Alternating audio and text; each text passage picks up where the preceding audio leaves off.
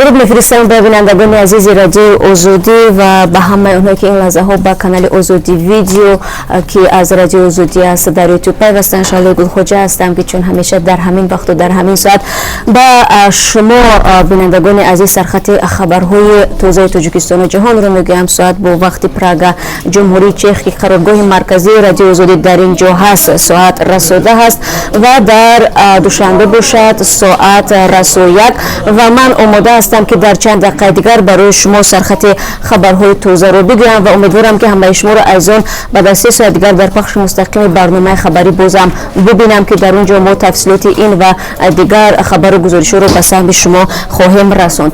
خب بینندگان عزیز، چند ساکن شهر خاروق ولایت مختار بدخشان که آنها را مقامات همچون رهبران گروه‌های جنایی ولایت نام میبرند گفتند که امروز به دوستانه ولایت برای صحبت آمدند.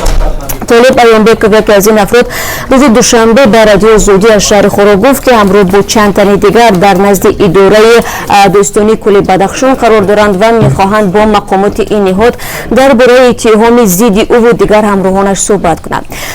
خبرگزاری دولتی خاور و شبکه تلویزیون دولتی تاجیکستان طور شما هم خبر دارد روز شنبه 20 اکتبر گزارش مفصل از نتیجه گیری فعالیت یک ماهه استادی بین اداروی مقامات تامین امنیت دولتی مختار بدخشان را به نشر رسانیدند که در آن طالب ایانبک، محمد باقرов، یادگار محمد اسلامov، خورسند مزارov و منور شنبیف سرکردگان گروه‌های متشکل جنایتی شهر خاروق نام برده شدند. خب بینندگان عزیز تفصیلات را در برنامه خبری در این رابطه پیشنهاد شما خواهیم کرد و باوری دارم که در برنامه خبری ما را همراهی میکنید. مشکل آسان می شود و یا تاثیرات مهاجران کاری تاجیک از خدمات اتوبوسی مسافرکشانی ایشن اکسپرس روز گذشته 10 نفر مهاجران تاجیک مستقیما از شهر ایرکوتسک روسیه به دوشنبه رسیدند. این مهاجران را همکاران ما در автовокзال پایتخت پیشواز گرفتند. شما می توانید در برنامه امروزه به واسطه باگذاری آنها را از خدمات این شرکت بشنوید و همزمان تماشا کنید. ضمناً تو این دم مهاجران از بی‌مسئولیتی شرکت‌های نقلیاتی ضمن سفر از تاجیکستان به روسیه زیاد شکایت می‌کردند. از بس که نرخ بلیط هواپیما گران از سال‌های آخر مهاجران تاجیک بیشتر از طریق اتوبوس و ماشین‌ها از دوشنبه و خوجند اول به مرز ازبکستان و قرقیزستان می‌روند و تنها بعداً روی روسیه را پیش می‌گیرند.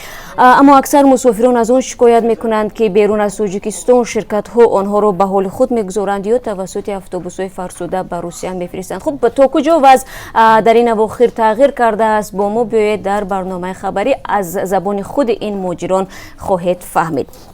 تاجیکستان در فهرست کشورهای فسادزده دنیا قرار گرفته است. فروم جهانی اقتصادی در گزارش نوی خود 140 کشور دنیا را از نگاه گسترش رشوه‌خوری رده‌بندی کرده است و به هر کشور از 0 تا 100 خال داده است.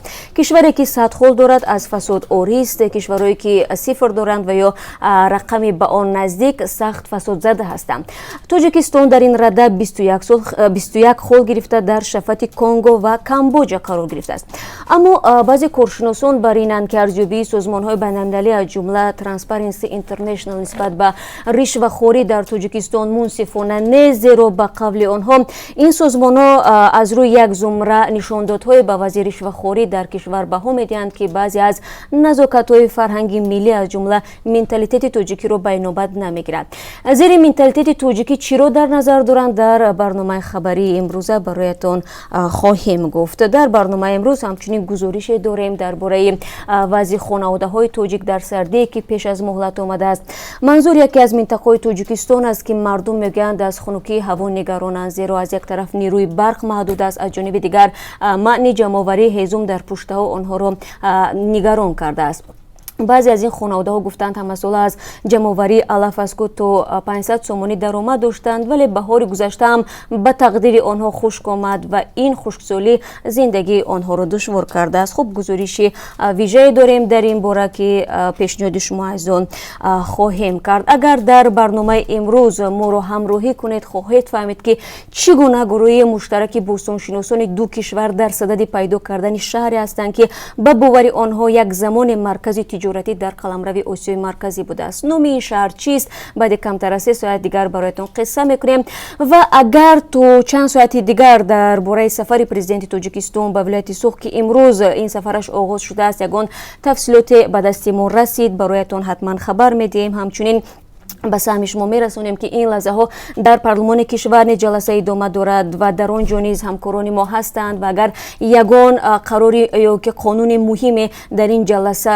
баррасӣ шуд мо ҳатман дар барномаи хабарӣ барои шумо пешниҳод хоҳем кард. Аз ин рӯ умедворам ки шумо азизон дар барнома моро ҳамроҳӣ мекунед ки камтар аз 3 соат дигар пешниҳоди шумо мешавад дар Озодӣ видео, канали мустақими мо дар YouTube ва ҳамзамон шумо бевосита метавонед моро дар www.ozodi.org ки саҳифаи расмии мо аст тамошо кунед ва агар хостед метавонед аз шабакаҳои иҷтимоӣ истифода баред ки он ҷо радиои Озодӣ саҳифаҳои худро дорад ва дар он ҷо низ сабти барномаи хабарӣ гузошта мешавад. Ва ҳамзамон ёдам наравад, агар хоҳед ки масалан ба ягон суоли шумо мо посух бидем, пас моро ҳамроҳӣ кунед ва дар ҷараёни пахши зинда ин саволҳои худро барои мо ирсол кунед ва ман талош хоҳам кард ки имрӯз ва агар шуд бозам фардо дар нашри субҳонаи худ дар навиди бомдодӣ барои шумо ин ва ё он мавзӯи мавриди назаратонро матраҳ кунам. Хуб, ман ҳамаи шуморо дар пахши мустақим бозам мунтазир мешавам. Ёдатон наравад.